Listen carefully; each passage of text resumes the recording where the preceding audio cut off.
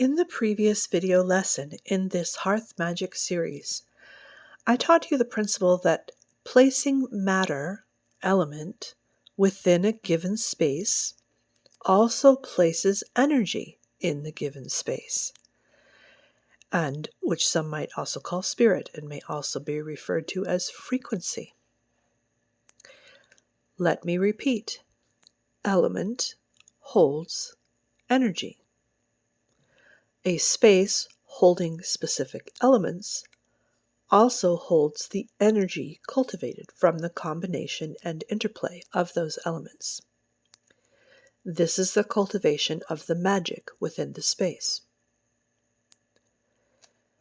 As a hearth guardian, your foundation element is the hearth.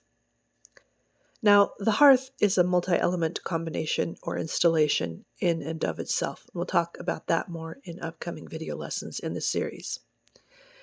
But if you imagine yourself as the guardian of your space and your hearth, it seems obvious that the first placement in the space is the hearth itself. Now, to speak of the hearth is to speak of a specific art that arises from specific traditions and culture. I'm not an anthropologist or anything like that, so I'm speaking imprecisely, but the hearth, I would say, originates European, especially Northern European. I want to note that a main determinant of much of original and indigenous culture and practice all over the world is due to the habitat and the climate where they lived.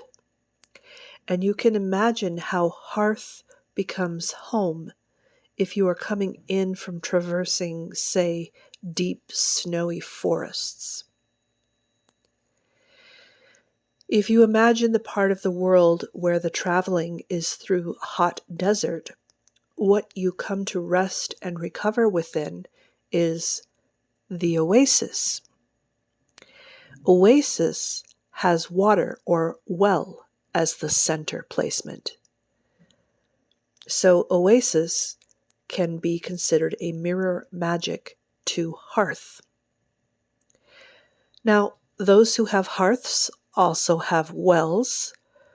Travelers might sit by the fire, and the first thing offered is perhaps fresh water from the well for drinking and or washing. Those who have oases also have fires for cooking and light. So one might start by drinking deeply of the well and then move to the offerings and companionship available around the fire. Keep in mind that I'm not asserting that I am bringing forward ancient hearth magic and hearth traditions as they were lived by specific peoples. Again, I'm not that kind of expert. I'm reimagining and repurposing a symbol, an element, for the magic and living of our time.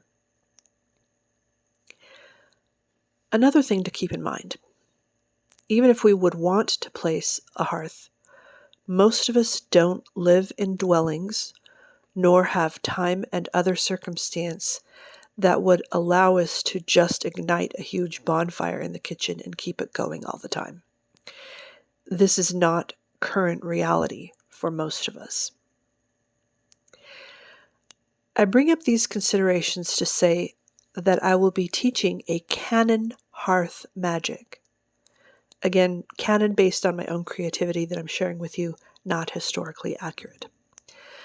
A Canon set of elements, process, energy that constitute hearth magic.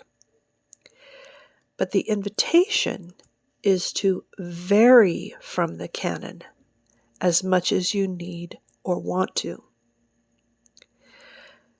The canon and variation from canon are important in magic, not just hearth magic, but any magical practice.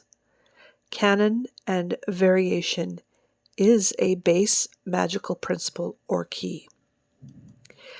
Think of a young student who stands before a piano and the piano master says, "Hey, play anything you want." The brand new student is probably going to play a bunch of junk just pounding some keys. But when the teacher trains the student in the canon of piano playing and many months or years later now says, "Hey, play anything you want," that's when the student can actually be highly creative. Variation is not variation from nothing or from chaos. Variation is from canon. Having a canon is what allows for the most variation, or any variation at all. Now, canon can change too, and canon is invented in the first place as well, but canon is canon. Think of all the birds in the world. The variation is overflowing. But there is a canon in that form that we comprehend that tells us still, hey, that's a bird. And that's what makes all the variations amazing, is because we are in awe of how many kinds of birds there are, not how many nothing there is. So again, I'm going to teach a canon hearth magic.